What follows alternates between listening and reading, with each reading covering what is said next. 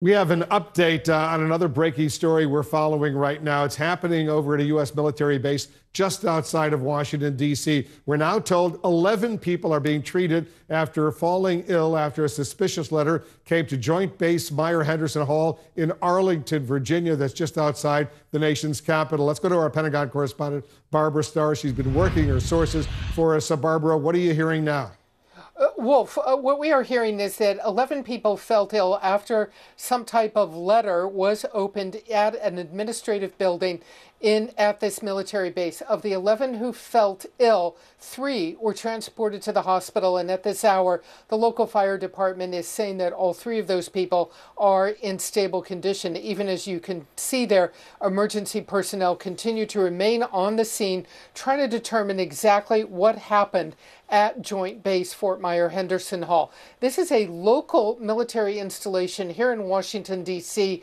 Basically, it's just a short walk, if you will, away from the Pentagon here near Arlington National Cemetery on the Virginia side of the Potomac River. It is a major location here in the area.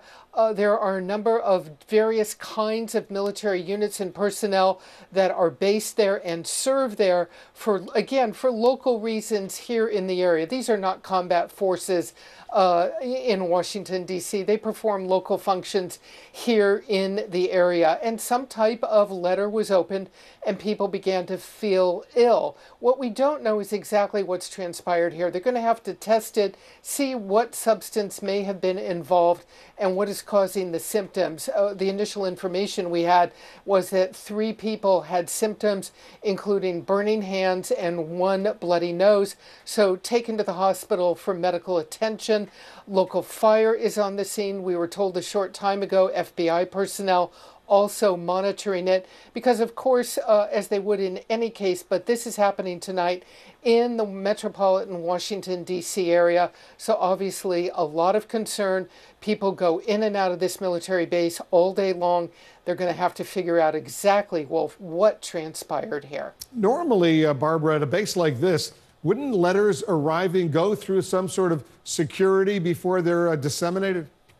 That's right. At any, we see it at so many companies these days, at military installations, and especially here in Washington, D.C., mail is screened and treated, if you will, before it is delivered to its final destination on a base or at a facility. We're being told initially this was opened at an administrative type facility on the base. So we really don't know yet whether it was screened. It probably should have been.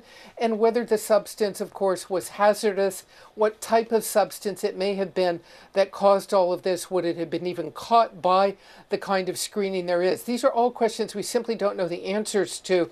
And it's why in every one of these instances you do see law enforcement and hazardous material specialists move in very quickly to try and test it, see what they are dealing with, how many people touched it, what symptoms they have, and what substance it might have been, Wolf. We'll, of course, stay on top of this story, very disturbing story. And as you reported, 11 people started feeling ill after the suspicious letter was opened at Joint Base Fort Meier-Henderson Hall. 3 have been taken to hospital, and you're reporting that they are in stable condition. We'll update our viewers when we get more information. Very disturbing development indeed. Barbara, thank you.